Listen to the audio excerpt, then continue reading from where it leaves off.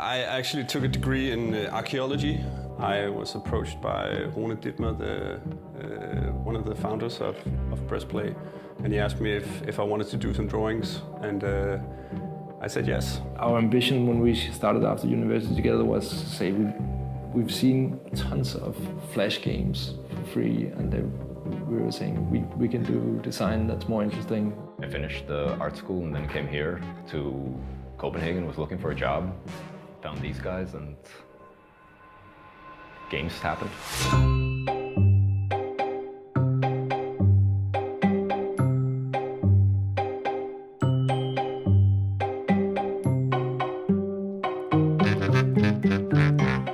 Working at PressPlay is fantastic.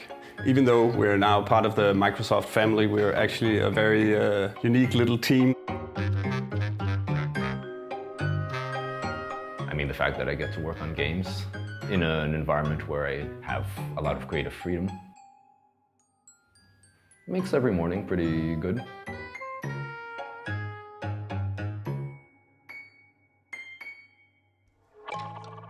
I've been the creative director on the Max franchise, but we're always working on more games and more franchises at the same time.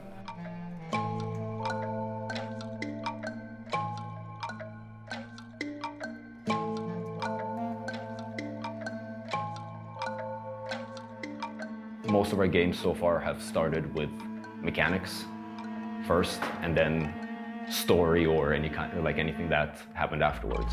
We are focused on design and gameplay as being the king.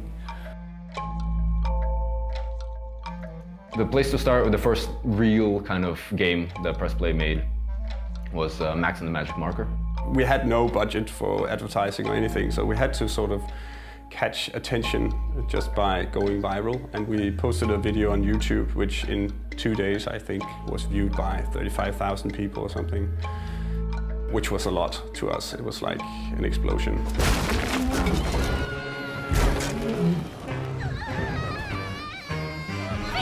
And then of course this one is not a sequel. Max the Curse of Brotherhood is a reboot or whatever you want to call it, right? I mean, it's kind of the same concept, but completely different story. It's like a Indiana Jones meets Pixar as a game.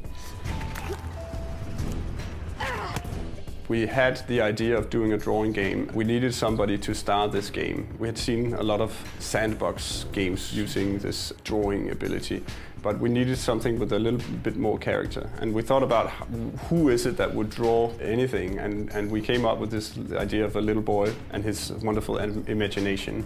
You can draw tree branches that you then can raft on water with. You can have earth pillars that you can raise Max with. In the game you can cut a branch in 2 pieces, and you can also cut a vine in 2 pieces. And those features came in much later in the game. They came as a process of us playing and kind of like, oh, this would be really cool. Or there's just a bunch of things in Max where we're saying it needs to be a roller coaster ride of a platforming game with actual story and cinematic feel.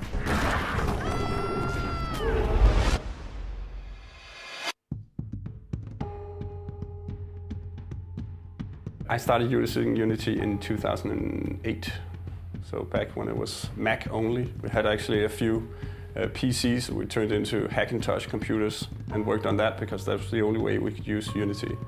Actually, where we started PressPlay was in this incubator where we had offices next to Unity, so I think we were aware of Unity before a lot of other developers out there were.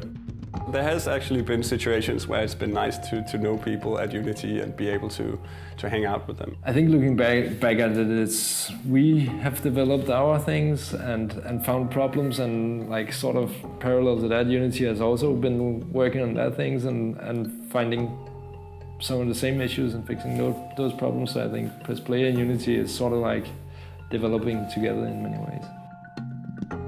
I use Unity right from when we start doing the first prototypes. Try to create the vision of the game and the graphics inside the engine. I think it's the speed from I have an idea to I can show something to somebody, including myself, but specifically it's kind of like, yeah, from idea to something playable. I'm really pleased with the fact that it imports all my sketches and materials and everything really fast. I can work on an object in the editor and then remake it in another piece of software, and then I'll see it pop up inside Unity. Easy accessible, you can create whatever game you want to make. You can get it out on any platform that you could imagine, and you have the biggest community any engine will ever have.